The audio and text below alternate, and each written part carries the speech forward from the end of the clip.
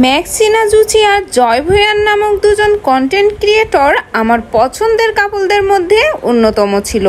9 বছরের সম্পর্ক এবং বিবাহিত জীবন তাদের। ম্যাক্সিনা জুচি এবং জয় ভুঁইয়া তারা দুজন ছিল দুটি ভিন্ন দেশের। জুচি অপরূপা সুন্দরী মায়াবী একটি মেয়ে।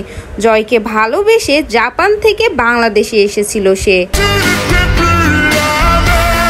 পরিবার, বন্ধু, ক্যারিয়ার সবকিছু বিসর্জন দিয়েছে ম্যাক্সিনা জুচি।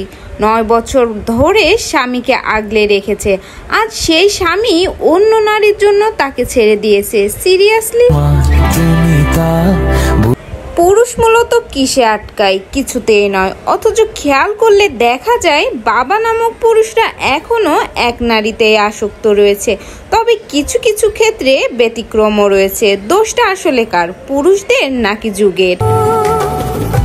অনেক দিন ধরে লক্ষ্য করলে দেখা যায় ম্যাক্সিনা জুচি এবং জয় ভুঁইয়া আর একসাথে ভিডিও করছেন না। ম্যাক্সিনা জুচির জায়গায় এখন জয় ভুঁইয়ার সাথে অন্য একটি মেয়ে ভিডিও করছেন। আর ম্যাক্সিনা জুচিও তার আবেগ ধরে রাখতে না পেরে অনেক সময় দেখা যাচ্ছে কষ্টের স্যাড পোস্ট করছেন। ম্যাক্সিনা জুচি বলে,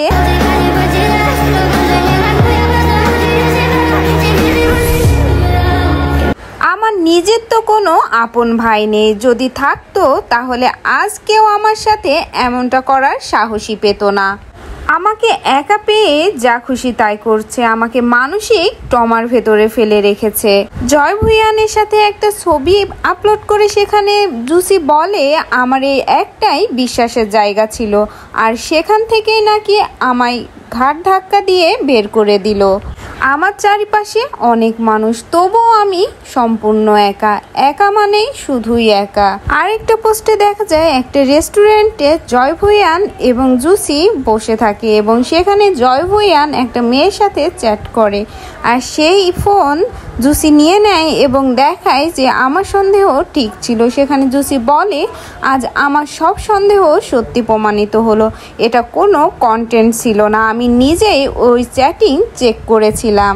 সত্য কথা তো এই যে যার জন্য আপনি সব ছাড়বেন একদিন সেই আপনাকে ছেড়ে দেবে। সো ভিউয়ার্স, জুচি এবং জয় ভুঁইয়াকে নিয়ে আপনার কোনো মূল্যবান মন্তব্য থাকলে কমেন্ট বক্সে জানিয়ে যাবেন।